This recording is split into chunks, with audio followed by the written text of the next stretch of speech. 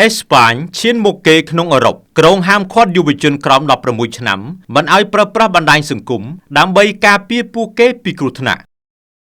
ក្នុងកិច្ចខិតខំប្រឹងប្រែងដើម្បីការពារយុវជនជំនាន់ក្រោយពីឥទ្ធិពលដ៏គ្រោះថ្នាក់នៃពិភពអ៊ីនធឺណិតរដ្ឋាភិបាលអេស្ប៉ាញបានប្រកាសជាផ្លូវការនៅផែនការរឹតបន្តឹងបំផុតមួយក្នុងប្រវត្តិសាស្ត្រ Digital ដោយត្រៀមហាមឃាត់យុវជនដែលមានអាយុក្រោម16ឆ្នាំមិនឲ្យប្រើប្រាស់បណ្ដាញសង្គមឡើយយោងតាមប្រភពសារព័ត៌មាន AP ដែលបានចុះផ្សាយនៅថ្ងៃពុធទី4កុម្ភៈឆ្នាំ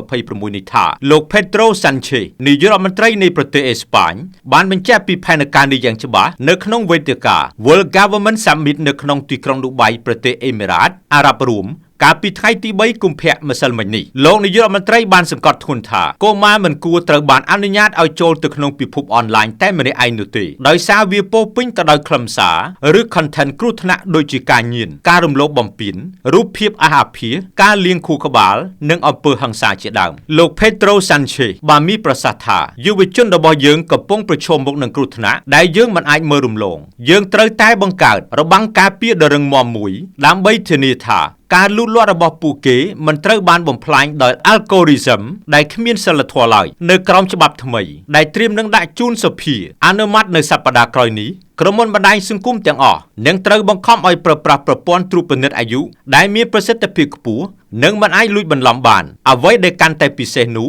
រដ្ឋាភិបាលអេស្ប៉ាញនឹងកំណត់ថាការបន្លំ algorithm ដើម្បីចែកចាយខ្លឹមសារខុសច្បាប់គឺជាបទល្មើសព្រហ្មទណ្ឌលើសពីនេះច្បាប់នេះក៏បានកំណត់ទណ្ឌកម្មធ្ងន់ធ្ងរដល់ក្រុមហ៊ុនផ្ដល់សេវាកម្មរួមទាំងថ្នាក់ដឹកនាំក្រុមហ៊ុនផងដែរប្រសិនបើពួកគេបណ្ដោះឲ្យមានខ្លឹមសារឬ content ដែលបង្កហានិភ័យដល់យុវជននៅលើវេទិកាឬ platform របស់ខ្លួនសូមបញ្ជាក់ថាអេស្ប៉ាញមិនមែនជាប្រទេសតែមួយគត់ដែលងើបឈរប្រឆាំងនឹងបញ្ហានេះឡើយជាក់ស្ដែងកាលពីខែធ្នូឆ្នាំ